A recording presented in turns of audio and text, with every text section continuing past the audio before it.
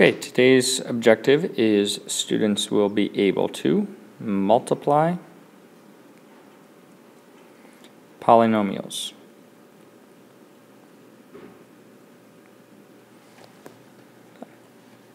All right, let's get into a basic understanding of what it means to actually multiply the polynomial. So, if I give you, let's do example 1 here. Example 1 is x minus 6 and then x plus 7. Okay, if we look at this, we have to be able to recognize what all is going on with these types of problems. First of all, if we just look at this first thing in parentheses, what is this called? Okay, well, to name it, think about how many terms are there. Okay, and in this case there are 2 terms, so that's a binomial. Right? This second one also has 2 terms that can't be combined, so this is also a binomial. Okay. Now, what does it mean if the 2 parentheses are touching each other with no operation, right? There's no operation in between them. What does that actually mean? Well, we should know that anytime we have something touching, okay, without any other operation in there, okay, we know that it is multiplication. Okay, so let's put a note here. Touching tells us it is multiplication.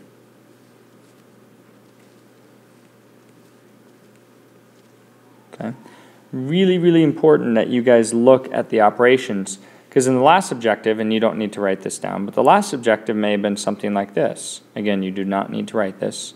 May have been something like this. Okay, here you had subtraction, right? It's a totally different process if we have subtraction or addition versus multiplication. Okay, so make sure that you're really looking at what operation is happening between these things. Okay. All right, now that we know it's multiplication, we are going to show you a clever way of organizing your work to multiply these 2 things. Okay. Now, some of you in the past may have learned, okay, with a problem like this, you may have learned something called FOIL, okay, which stood for first, outer, inner, last. Okay, that was just another way to multiply and show our work to multiply these 2 things. However, we're going to teach you a better way. Okay, and I say better because FOIL only works when you're multiplying a binomial times a binomial. That is the only time FOIL works. Okay, the method we're going to teach you is a method that you can use no matter what you're multiplying. So you could be multiplying a binomial times a trinomial, or a trinomial times a trinomial. This method will work for anything. Okay, this method, okay, when we are multiplying, okay, we are going to use something called the box method. The box method. Okay, that is the name of it that we're going to call it. Okay. So, let me give you a few steps for solving all these types of problems. Okay, so again, you can write off to the right-hand side in your notes. So step 1 is going to be to simplify inside each, and we can just show this to show parentheses. Again, simplify inside each parentheses. Step 2 is going to be to, let's just write descending order. Okay, and let's put a question mark because this is just a check that you need to do. You need to make sure that inside each set of parentheses, the terms are in descending order. And I'll show you, otherwise it's going to get really ugly. Okay, so let me show you, and again, you guys should be able to do this right underneath your example 1. I'm going to go to the next page and rewrite this, so I have a little bit. And this is still example 1.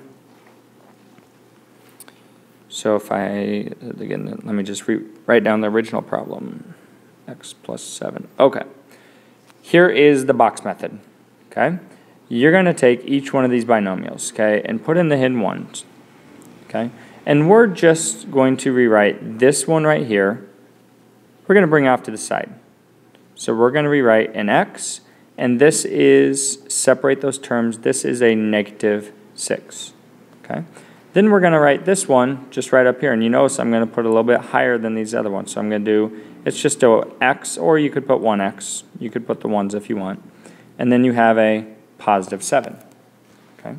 Now, this is why it's called the box method, because once you have these,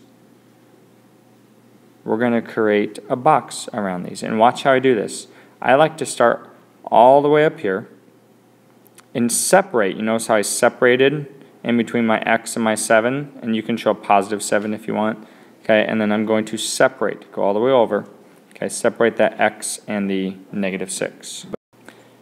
All right, now that we've done that, okay, what we need to do to figure out each of these boxes is we need to multiply the two things. So if we look at this box right here, okay, what makes up this box? Well, we have this and this, right? What is x times x? Well, x times x is x, there's a hidden 1, there's a hidden 1. When we multiply, we add the exponents. So 1 plus 1 would be x squared. You guys can just show in your notes, you can just show that x squared, okay? And don't even circle it. If you circle it, erase it. I'm just giving you a little bit of extra notes. All right, and then if you do this next box over here, this one right here, okay, you look across, you're doing x times 7. Well, x times 7 is 7x. Okay?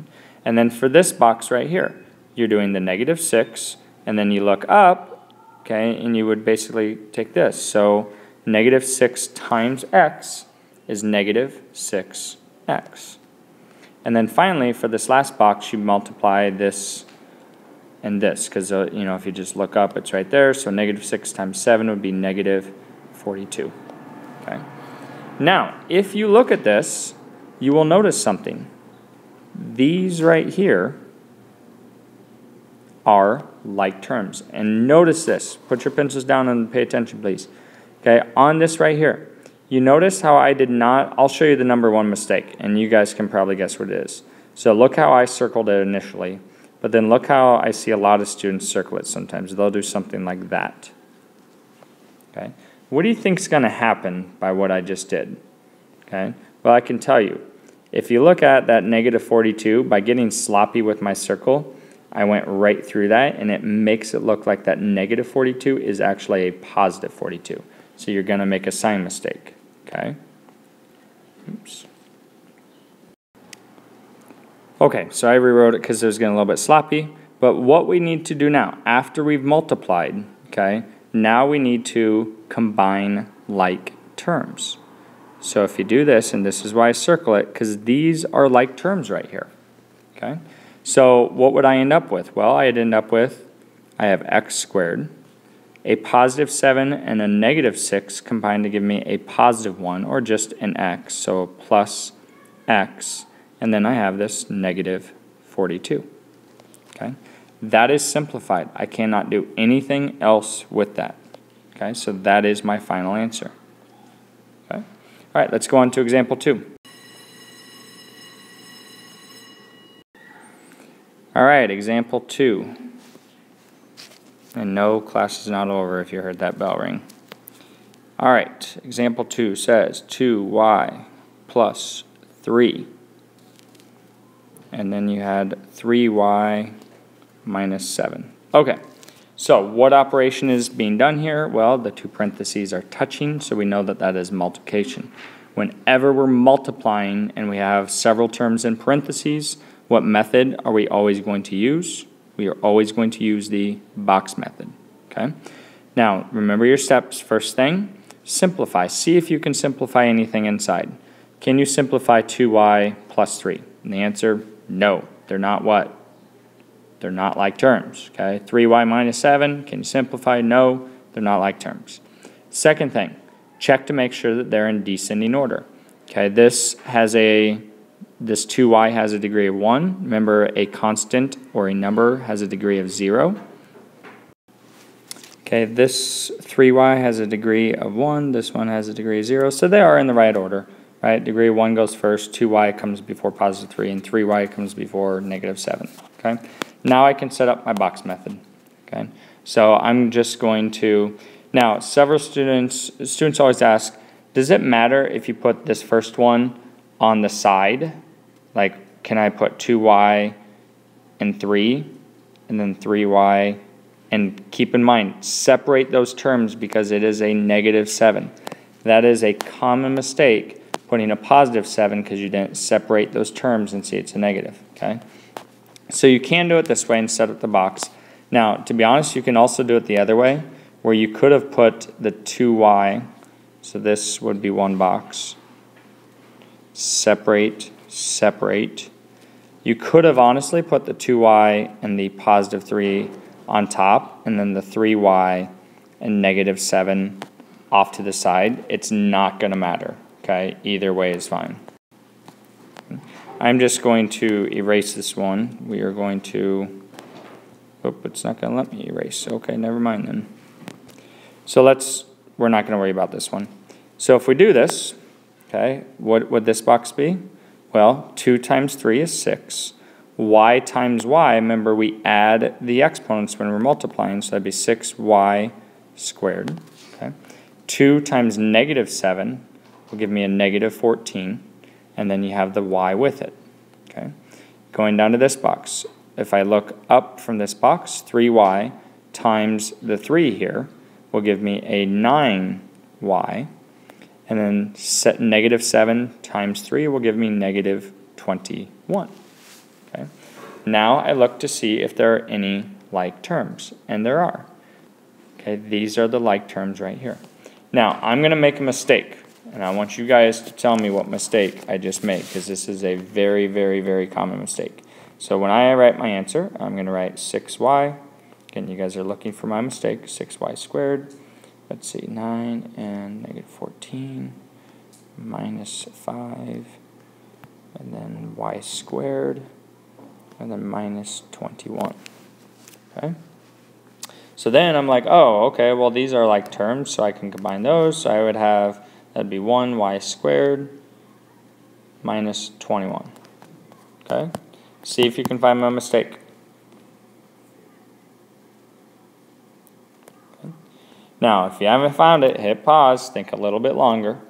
Okay? But my mistake is this. When I combine like terms, do my exponents change at all? Meaning, do I add these exponents of 1 and 1? And the answer is no. We only add the exponents when we're multiplying to fill out this box. But once we're here and we're combining like terms, okay, we do not add the exponents. So this y squared, -5y squared, is wrong. The correct answer should be this. Okay? And put a note on here. I want you guys to get this down. And let's put a note that it's not squared. Again, not squared. Sorry, that's getting ugly. And then you can just put combine like terms. Okay, and if you need to write down, remember when you combine like terms, okay, the exponent stays the same. I would write that down if I were you, right behind this. The exponents stay the same when you're combining. So my final answer should have been 6y squared minus 5y minus 21. Okay? There are no more like terms, so you cannot simplify any further. So that is my final answer. Okay, let's go on to... Okay, let's hop right to example 4. If you can do example 4, you can definitely do example 3, because 4 is more difficult. I know I'm hurting your feelings by not doing another example. I apologize. All right, you guys already have the original problem written. I'm going to need a lot of room to do this on my iPad, so I'm not going to rewrite the original problem. Again, you guys can see it's example 4. I'm going to write this off to the side. So remember, you guys separate your terms. Do that right now. Go through, put the bars before the addition and subtraction signs. Do that on both expressions right now. Okay, so you should see that you have 3x squared, you have a negative 5x, and you have a negative 1. Okay, across the top, I have negative 4x to the third. I have a positive 4x squared. And you notice I'm leaving plenty of space. Now, here's the tricky thing, okay? Hopefully you saw this. I just realized it, okay? What do we need to do? Because I was about to write minus 12, and then I would have written minus 10x. Think about it though. What do we need to do first? Okay. Hopefully you said that you need to put those in descending order. So I want you guys right now to draw an arrow to that minus 12, minus 10x. Draw an arrow to that and make a key point. Okay. That first rearrange in descending order. Again, make a key point on that. First rearrange in descending order.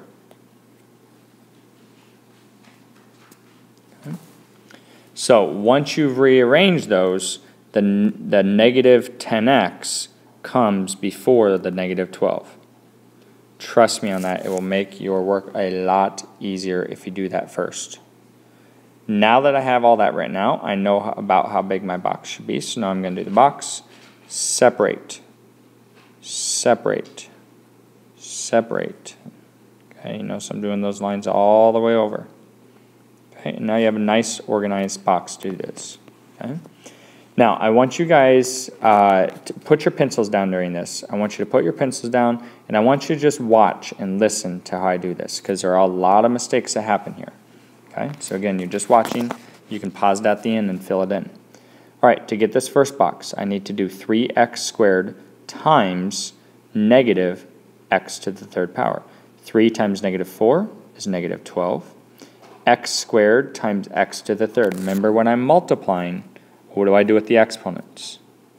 Hopefully you said that you add the exponents. So that would be negative 12x to the fifth power. Okay. Next box here is 3 times 4 is 12.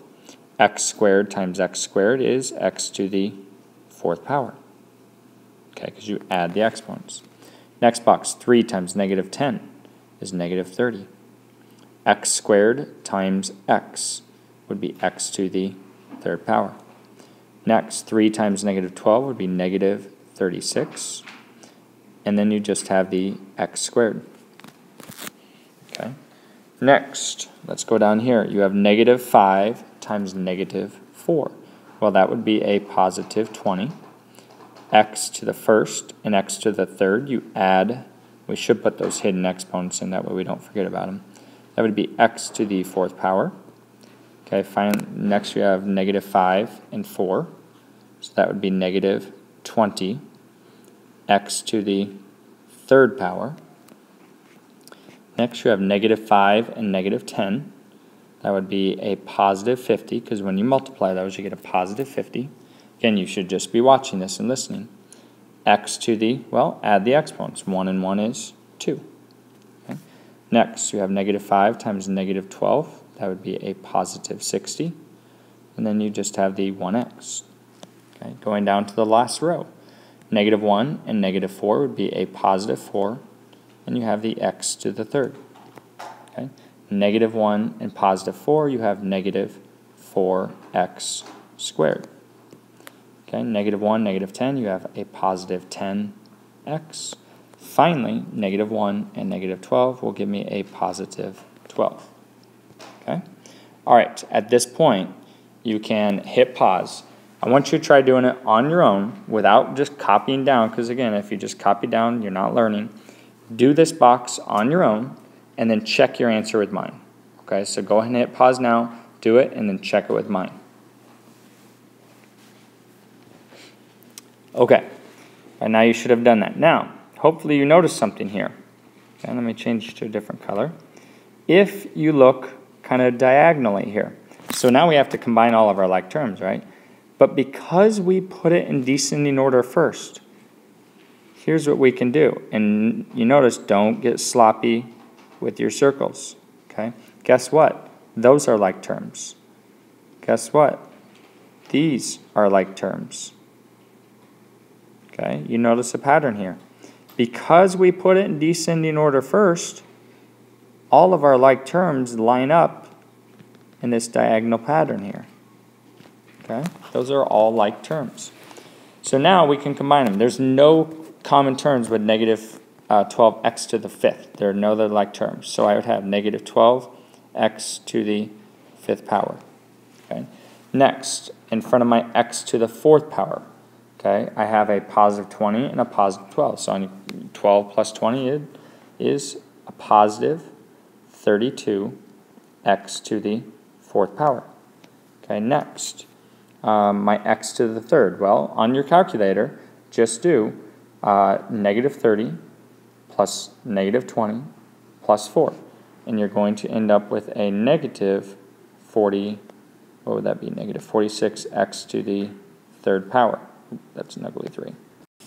Okay, next we have the x squareds. So I have, let's see, I'm going to combine my negative. So you can just use your calculator. Negative 4 plus 50 plus negative 36.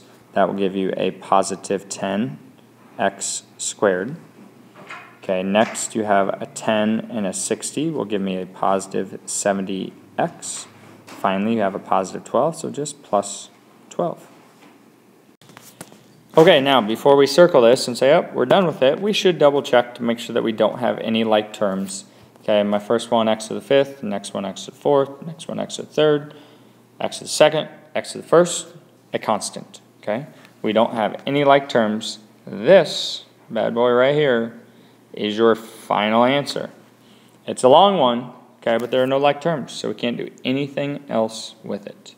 Okay, so to recap, a few key points with this, okay, is that when you are multiplying, okay, when the parentheses are touching, okay, that's when we use the box method. Okay, if there's addition or if there's subtraction in between the parentheses, that is not the box method. So you really have to be looking at what's in between the parentheses. Okay. Next, you put them in descending order so that our like terms line up like they did nice and neat right here. So put them in descending order first. Okay. Once you do that, you multiply. And keep in mind, when you multiply, you add the exponents. Okay. So all these things inside of our boxes here, we added the exponents because it's multiplication. But once you have your box filled out, then it turns to combining like terms. And remember, with combining like terms, the exponents do not change. They do not change. That is a very, very common mistake. Okay. All right, there are some practice problems. I believe you were assigned some homework. This is a lesson 8-7 out of the book. Again, lesson 8-7 out of the book.